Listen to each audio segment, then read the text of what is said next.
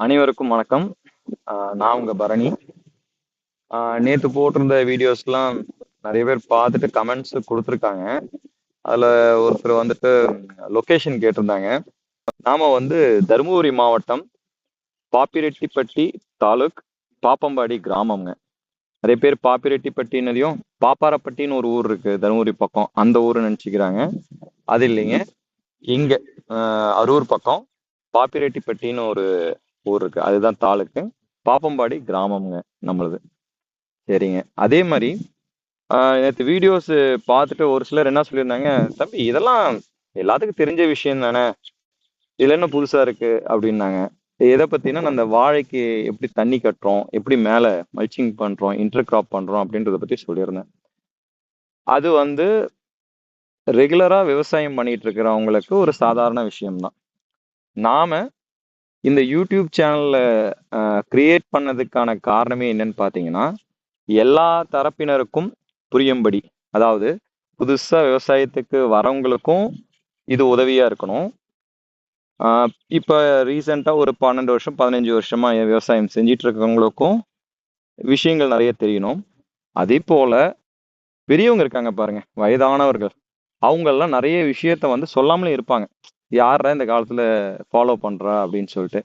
அவங்களும் வந்து அவங்களுக்கு தெரிஞ்ச விஷயங்களை வந்து பெரியவங்க இப்ப பண்ணணும், இப்ப விவசாயம் செய்யக்கூடிய இளைஞர்களுக்கு நிறைய விஷயம் சொல்லி தரணும் அப்படின்ற ஒரு ஊக்கத்துக்காகவும் தான் இந்த வீடியோவை, இந்த சேனலை நம்ம கிரியேட் பண்ணியிருக்கோம். அதனால நம்ம அரைச்சமாவே இந்த பையன் அரைக்கிறானே, இல்ல தெரிஞ்ச விஷயத்தை தான் திரும்ப திரும்ப சொல்றானே அப்படின்னு நினைக்க வேணாம். ஒருத்தருக்கு தெரிஞ்சிருக்கலாம், இன்னொருத்தருக்கு தெரிஞ்சிருக்காது. அதே போல நுணுக்கமான விஷயங்கள், சின்ன சின்ன விஷயங்கள் கூட நிறைய பேர்த்துக்கு தெரியாது. அந்த சின்ன விஷயம் தெரியாதனால கூட அவங்களால வந்து ப்ராப்பரா விவசாயம் செய்ய முடியாது. ஒரு மன உளைச்சல் வரும். உதாரணத்துக்கு சொல்லலாம் அப்படின்னா, மம்முட்டியில மம்முட்டி எடுத்து பார் விளம்புறது இல்ல தண்ணி கட்டுறதுன்றது எல்லாரும் பண்ணக்கூடிய வேலை தான். இப்ப விவசாயிகளுக்கு தெரியும், அந்த மம்முட்டி வந்து வாட்டமா இல்ல, இல்ல அந்த இரும்பு தகடு வந்து சரியா வெட்ட மாட்டேங்குது அப்படின்னா, அந்த வேலையை செய்யறது எவ்வளவு சிரமம், எவ்வளவு எரிச்சலை உண்டாக்கும்ன்றது தெரியும். ஸோ அதுல சின்ன சின்ன விஷயம் தான். அந்த மாதிரி சின்ன சின்ன விஷயங்களையுமே நம்ம நுணுக்கமா கவனிச்சோம் அப்படின்னா ஒரு கொஞ்சம் வேகமா போகும் நம்ம விவசாயத்துல. அதாவது விவசாயம் செய்யக்கூடிய முறையில ஒரு ஆர்வமும் அதை செய்யக்கூடிய வேகமும் அதிகரிக்கும். அதுக்காக தான் இந்த சேனல். ஸோ இதையும் நான் சொல்லணும் அப்படின்னு நினைச்சதுனால இப்ப சொல்லியிருக்கேங்க. சரி, இன்னைக்கு வந்து நாம எதை பத்தி பேசலாம் அப்படின்னு யோசிச்சப்ப, ஏற்கனவே சொல்லியிருந்தேன், நான் வந்து ஒரு லிஸ்ட் மாதிரி ரெடி பண்ணணும், பண்ணிட்டு இதெல்லாம் பேசலாம் அப்படின்னு முடிவு பண்ணிக்கணும் அப்படின்னு சொல்லியிருந்தேன். அப்படி நான் ரெடி பண்றப்ப பாத்தீங்க அப்படின்னா, முதல் விஷயமா ஒரு விவசாயம் செய்யணும் அப்படின்னு நினைக்கிறவங்களுக்கு எவ்வளவு நிலப்பரப்பு வேணும், அந்த நிலப்பரப்புக்கு ஏத்த மாதிரி ஆள்பலம் எவ்வளவு தேவைப்படுது, அந்த நிலப்பரப்பு எப்படி இருக்கணும், அந்த நிலத்துல என்னென்ன வசதிகள் இருக்கணும், இதுல இருந்து ஆரம்பிக்கலாம் அப்படின்னு முடிவெடுத்து இன்னைக்கு வந்து ஒரு பரப்பு எவ்வளவு ஏக்கர் இருந்தா நல்லா விவசாயம் பண்ண முடியும் அப்படின்றத பத்தி பேசலாம் அப்படின்ட்டு தான் இன்னைக்கு ஆரம்பிச்சிருக்கேங்க. இன்னைக்கு வீடியோ ஆரம்பிச்சிருக்கு. சரிங்களா? சரி, இப்போ வந்து அதுக்கு முன்னாடி நம்ம இன்னொரு விஷயமும் தெரிஞ்சுக்கணும். விவசாயத்துக்குள்ள வந்துட்டோம் அப்படின்னா குறு விவசாயி, சிறு விவசாயி, பெரு விவசாயின்னு மூணா பிரிச்சிருப்பாங்க. யார் குறு விவசாயி, யாரு பெரு விவசாயி, யாரு சிறு விவசாயின்றத ஃபர்ஸ்ட் தெரிஞ்சுக்கணும்.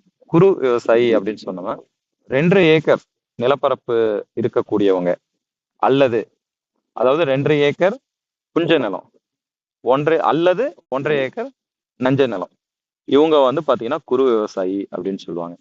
அதே சிறு விவசாயி அப்படின்னா யாருன்னு பாத்தீங்கன்னா 3.5 ஏக்கருங்க. அதுல வந்துட்டு 2.5 ஏக்கர் வந்துட்டு புஞ்ச நிலம், 1.5 ஏக்கர் இது 2 ஏக்கர் நஞ்ச நிலம், 1.5 ஏக்கர் புஞ்ச நிலம், அந்த மாதிரி இருக்குங்க. இப்ப பெரு விவசாயினா யாருன்னு பாத்தீங்கன்னா 5 ஏக்கருக்கு மேல வச்சிருக்கவங்க எல்லாருமே பெரு விவசாயி தான். சரி, இந்த விஷயத்த நம்ம ஏன் தெரிஞ்சுக்கணும் அப்படின்னா, நமக்கு வந்து மானியம் விவசாயத்திற்குன்னு சொல்லி அரசாங்கம் வந்து மானியங்கள்லாம் கொடுக்குது. ஸோ அது குறு விவசாயிக்கு எவ்வளவு தராங்க, சிறு விவசாயிக்கு எவ்வளவு தராங்க, பெரு விவசாயிக்கு எவ்வளவு தராங்கன்றத தெரிஞ்சுக்கிறதுக்காக முதல்ல நம்ம சிறு விவசாயியா, குறு விவசாயியா, இல்ல பெரு விவசாயியான்றத நம்ம தெரிஞ்சுக்கணும். சரிங்க. இப்ப வந்து ஒருத்தர் வந்து புதுசா விவசாயத்துக்கு வராரு. அவரு கேக்குறாரு, நான் வந்து விவசாயம் பண்ணணும், எவ்வளவு ஏக்கர் வாங்கினா விவசாயம் பண்ணலாம், இல்லை என்கிட்ட இவ்வளோ பணம் இருக்குது, இவ்வளோ ஏக்கர் வாங்கலான் இருக்கேன். அது நிறைய பேர் வந்து பார்த்தீங்கன்னா 10 ஏக்கர் வாங்கலாமா, 5 ஏக்கர் வாங்கலாமான்ட்டு இருக்கிற பணத்தை வச்சு இடத்த பொறுத்து வாங்குறாங்க. இதில் வந்து நம்ம என்ன பண்ணணும் அப்படின்னா, நாம் எத்தனை பேர் அந்த விவசாயத்தை போய் செய்ய போகிறோம், நம்ம கூட இருக்கவங்க யார் யார், நாமளும் நமக்கு சப்போர்ட்டாக இருக்கக்கூடிய நம்ம பார்ட்னர், அதாவது வாழ்க்கை துணைவி, கல்யாணம் ஆயிருந்தா அவங்களும் சேர்ந்து செய்ய போகிறோமா, இல்லை ஆள் வச்சு செய்ய போகிறோமா, இந்த மாதிரி நிறைய விஷயங்கள் இருக்கு. என்ன கேட்டால் நான் என்ன சொல்லுவேன்னா, 4 ஏக்கர் அப்படின்றது வந்து 2 பேர் ஒரு குடும்பத்துக்கு சரியான விகிதத்தில் இருக்கக்கூடிய நிலப்பரப்புங்க. அது கூடவே வந்து 2 கால்நடை மாடு, 2 மாடு ஆடு, இதை வச்சு அவங்களே செய்யணும்.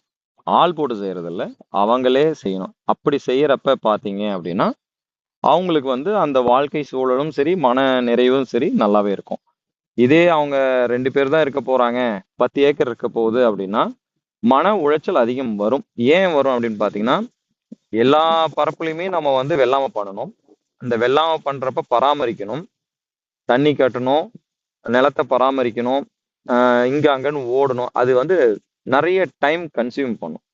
அதே மாதிரி ஒரு நாள் அங்க வந்து 2 ஆள் செய்ய வேண்டிய வேலை ஒரு ஆள் செஞ்சுட்டு இருக்கிறப்ப அங்க மன உளைச்சல் அதிகம் வரும், வேலை முடியாது, நிறைய கஷ்டமா இருக்கிறோம். விவசாயம் என்னடா விவசாயம் இப்படி இருக்கு அப்படி. இப்ப நிறைய பேர் அதுலதான் பணம் பெருசா வரல, இவ்வளோ அல்லோலப்பட வேண்டியதா இருக்கு அப்படின்றதுனாலதான் வந்து விவசாயத்துல வந்து ரொம்ப துன்பப்படுறாங்க. அந்த துன்பப்படாம எளிமையா வாழணும் அப்படின்னா 4 ஏக்கர்ன்றது போதுமானது. 5 ஏக்கர்ன்றது வச்சுக்கலாங்க. ஏன் 5 ஏக்கர் அப்படின்னு சொல்றோம்னா, வீடு, ஆட்டுக்கு ஷெட்டு, மாட்டுக்கு கட்டுத்தர, அது இதுன்னு அது ஒரு அரை ஏக்கர் அந்த மாதிரி போகும். ஸோ என்னை பொறுத்தவரைக்கும் 4 ஏக்கர் போதுமானது. சரி, 4 ஏக்கருக்கு மேல இருக்குன்னா யாரு வந்து பண்ணையத்துக்கு ஆள் வச்சு செய்யலாம் அப்படின்னா, ஒரு 7 ஏக்கர் 8 ஏக்கர்னு போகுது அப்படின்னா அவங்க கண்டிப்பா ஆள் வச்சுக்கிறது தான் பரவாயில்ல. ஏன்னா எல்லா பரப்பையும் பார்க்க முடியாது. அப்படி இல்லை அப்படின்னா அவங்க அந்த 8 ஏக்கர்ல ஒரு 4 ஏக்கர் மட்டும் எடுத்து ஃபர்ஸ்ட் பண்ணணும். மீதி நிலங்களை வந்து சரிசா போட்டு வச்சிடணும். ஆனா அதையுமே வந்து அதிகமா பில்லு ஏறாத மாதிரி உழவு ஓட்டி பராமரிக்கணும். சரிங்களா? மன்னிக்கணும். வெளியே வந்து பயங்கரமான காற்று, அந்த கேமரா ஸ்டாண்ட் சாஞ்சிட்டு இருந்தது. அதனால் சரி உள்ளே வந்து எடுத்துடலாம் அப்படின்னு சொல்லிட்டு உள்ளே வந்து இப்போ எடுக்கிறேங்க. சரி, இப்போ வந்து நம்ம முன்ன என்ன சொல்லியிருந்தோம் அப்படின்னா, அதிகமான நிலப்பரப்பு இருக்கிறப்ப அதை மெயின்டைன் பண்ணுறது சிரமம் அப்படின்னு சொல்லியிருக்கேன். கொஞ்சம் வந்து நிலப்பரப்பில் வெள்ளாமல் பண்ணிவிட்டு மீதி இருக்கிறத வந்து காய வச்சோம் அப்படின்னா அடுத்த வருஷம் பயிர் சுழற்சி மேலே பயிர் பண்ணுறப்ப நல்ல ஈல்டு கொடுக்குங்க. அந்த மாதிரி பண்ணிக்கலாம். சரி, இப்போ வந்துட்டு நம்ம வந்து நஞ்ச நிலம், புஞ்ச நிலம்னு சொல்லுவோம். அது என்ன நஞ்ச புஞ்ச? நன்செய் நிலம், புன்செய் நிலம். புன்செய்னா என்ன, ஒன்றுமே பண்ண முடியாத இந்த நிலமா அப்படின்னா அப்படி கிடையாதுங்க. வானம் பார்த்து செய்யக்கூடிய வெள்ளாமைகள் எல்லாமே புஞ்ச நிலத்தில் பண்ணுவாங்க. புன்செய், அதாவது அதுக்குன்னு பாய்ச்சன வசதி இருக்காது. வானம் பார்த்து மழை வர்றதை பொறுத்து மானாவரியை விதைச்சி பண்ணுறது தான் புஞ்சை நிலம். நன்செய் நிலம்ன்றது பார்த்திங்கன்னா இப்போ கிணத்து பாசனம், ஆற்று பாசனம், ஏரி பாசனம், வாய்க்கால் பாசனம், இந்த மாதிரி தண்ணிகள் வந்து நன்னீர் நல்ல தண்ணி பாய்ச்சி பண்ணக்கூடியது தான் நன்செய் நிலம் அப்படின்னு சொல்லுவோம். ஸோ இந்த மாதிரி எல்லா விஷயத்தையும் நம்ம புரிஞ்சுக்கிட்டோம், தெரிஞ்சுக்கிட்டோம் அப்படின்னா தான் இன்னொருத்தர் பேசுகிறப்ப அவர் சொல்லக்கூடிய ஒவ்வொரு சொல்லினுடைய அர்த்தத்தையும் நம்ம தெளிவாக புரிஞ்சுக்க முடியும். இப்போ நஞ்சை அப்படின்னு சொல்லிட்டோம். அந்த நஞ்சைன்றதை பற்றி நம்ம 1 மணி நேரம் கூட பேசலாம், இல்லை 10 நிமிஷமும் பேசலாம். அதை பற்றின ஒரு கிளியர் ஐடியா கிடைச்சிருச்சு அப்படின்னா ஒரு பேச்சாளர், அதாவது விளக்கம் கொடுக்கக்கூடியவர் நஞ்ச நிலம் அப்படின்னு சொல்கிறாரு அப்படின்னா உடனே நமக்கு ஸ்ட்ரைக் ஆகிடும். இந்த மாதிரி இந்த நிலத்தை தான் சொல்கிறாங்க அப்படின்ட்டு. அதனால் இந்த மாதிரி சிறு சிறு விஷயத்தையுமே நான் வந்து தெளிவாக சொல்லிடுறேங்க. சரிங்களா? அதே மாதிரி மண் வகைகள், இப்போ களிமண் இருக்குது, செம்மண் இருக்குது,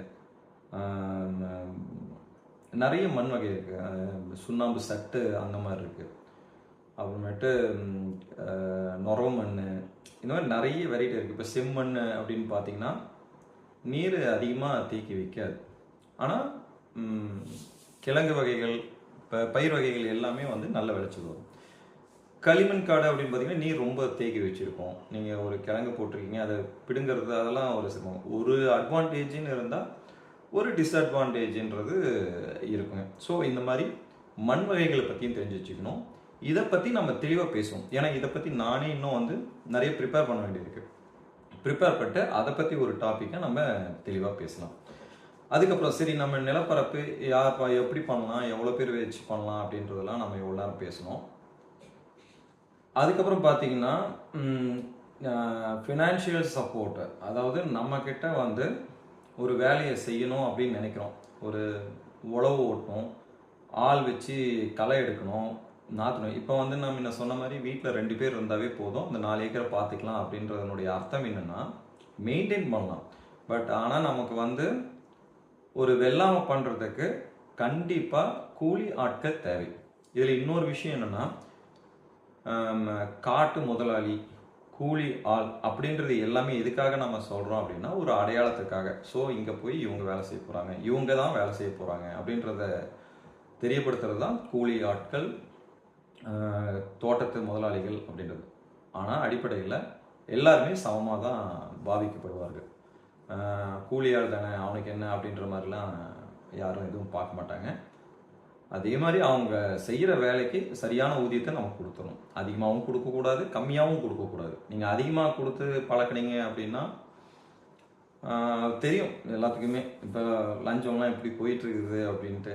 100 ரூபான்றது சரி ஒரு 50 ரூபா சேர்த்துக்கணும், இப்போ அது எங்கேயோ 1000 1500ன்ற மாதிரி போய் நிற்குது.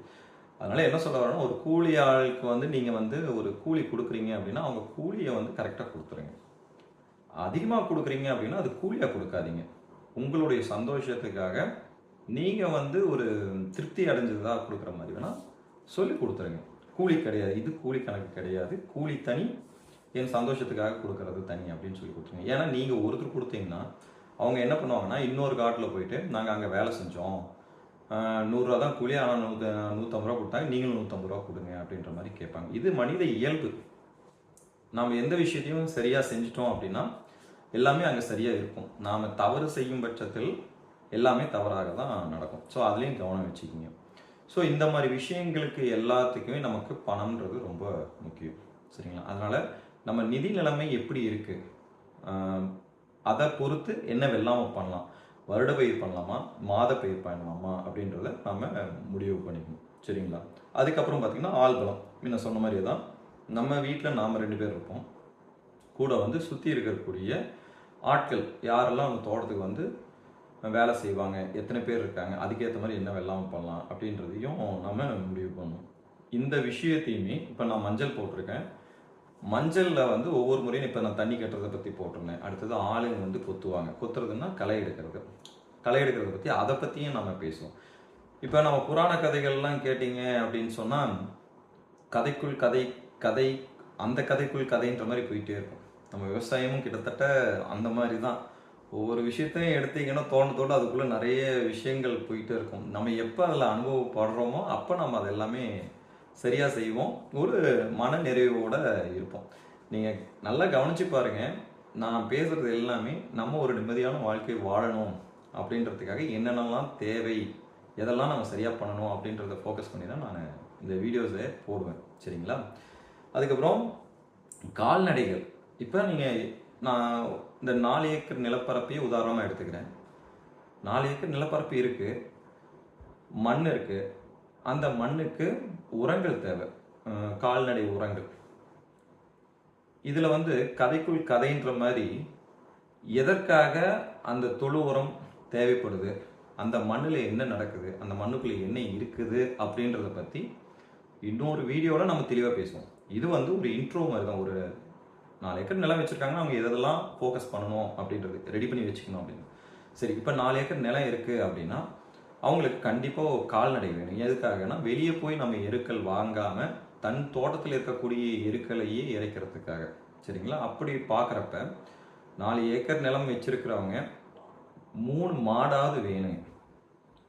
ஏக்கருக்கு 2 டிப்பர் எருவு, குறைஞ்சபட்சம் 2 டிப்பர் எருவு கொட்டுவாங்க. ஆவரேஜாக பார்த்தீங்கன்னா 3 டிப்பர் கொட்டலாம் ஒரு ஏக்கருக்கு. அதிகமாக பார்த்தீங்கன்னா 4-5 கூட இறைப்பாங்க. அப்படி பார்க்குறப்ப மாடு கால்நடைகளை பொறுத்தும் நாட்டு மாட்டினுடைய தொழு உரம் வந்து சாணம் வந்து கம்மி. ஏன்னா மாடு வந்து கொஞ்சம் தான் தீனி இருக்கும், அதனால் கொஞ்சம் உரங்கள் தான் தொழு உரம் தான் வரும். அது மாதிரி அதையும் நாம் முன்னாடியே பிளான் பண்ணி பண்ணுவோம். நான் சொல்கிற சஜஷன்ஸ் என்னென்னா, குறைஞ்சது ஒரு 3 மாடு இருக்கணும். அப்புறம் ஆடு ஒரு 3-4 ஆடு இந்த மாதிரி வச்சுக்கலாம்.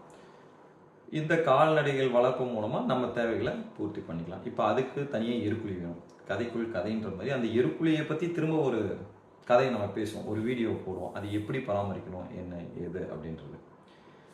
சரி, இதெல்லாம் இருக்குது. அடுத்தது நம்ம வேலை செய்கிறதுக்கான எக்யூப்மெண்ட்ஸ், எந்திரங்கள் என்னென்ன, மம்மட்டி, கொத்து, கடப்பாறை இந்த மாதிரி இருக்கிறது வந்து ரெகுலர். இது போக பார்த்தீங்கன்னா சிலர் வந்து சொந்தமாகவே டிராக்டர் வச்சுருப்பாங்க. டிராக்டரில் வந்துட்டு எந்த டிராக்டர் வச்சுருக்கலான்றதும் இருக்குது.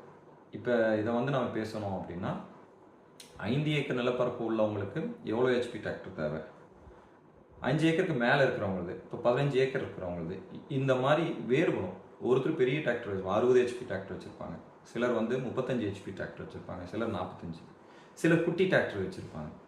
1 ஏக்கர் 2 ஏக்கர் இருக்கிறவங்களுக்கு குட்டி டிராக்டர் போதும், சீக்கிரம் உழுது முடிச்சிடலாம். இப்போ அது 20 ஏக்கர் 25 ஏக்கர் 40 100 150 ஏக்கர்னு வச்சுருக்கவங்களுக்குலாம் பெரிய டிராக்டர் தானே. ஏன்னா ஆழமாக உழணும், வேகமாகவும் வேலையை முடிக்கணுன்றதுல அந்த மாதிரி போகும்.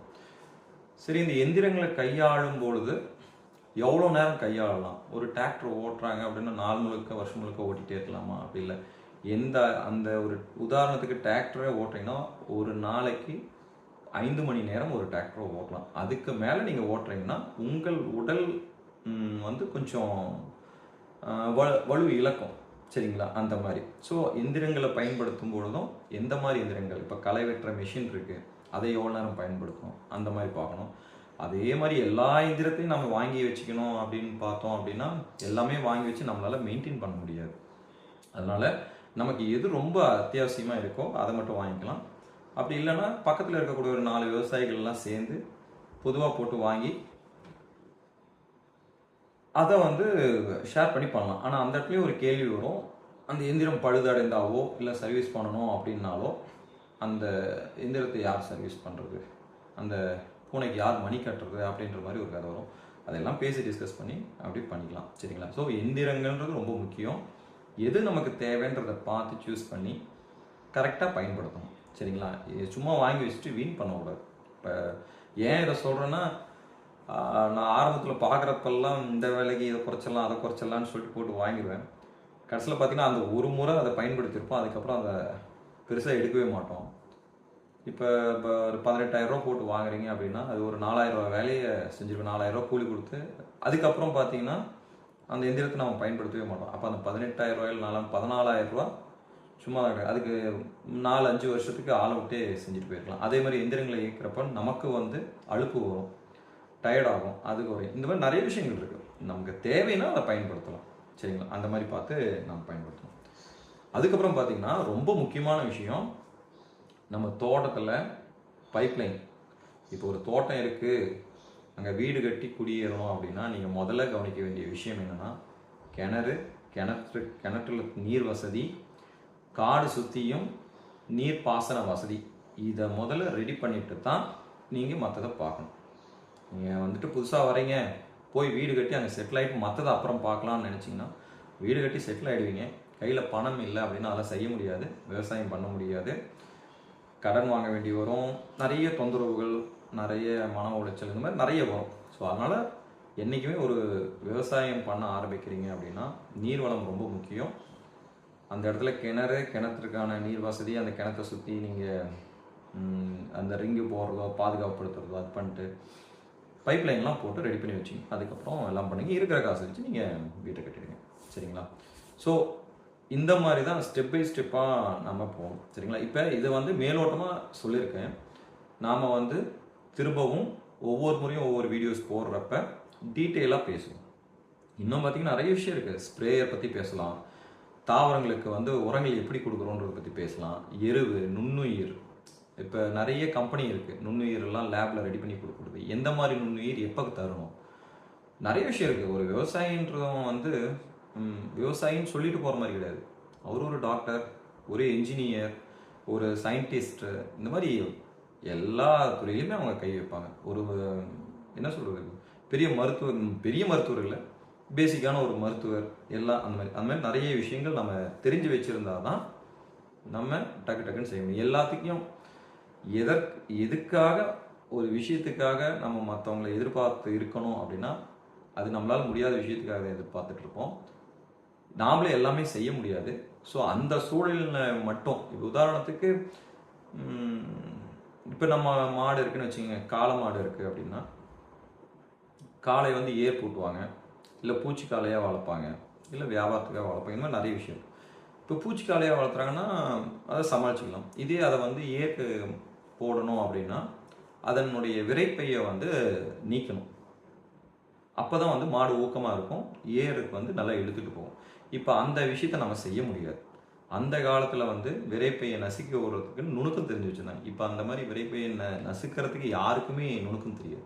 அப்போ நாம் என்ன பண்ணோம், டாக்டரை கூப்பிட்டு அவங்க வந்து அந்த அனஸ்தீசியாவோ ஏதோ மயக்க மருந்து அது இதுன்னு ஏதாவது கொடுத்து அந்த விரைப்பையில் இருக்கக்கூடிய விதையை நீக்கி எடுப்பாங்க. இந்த மாதிரி விஷயத்துக்கு நம்ம அவங்கள எதிர்பார்த்து நிற்கலாம்.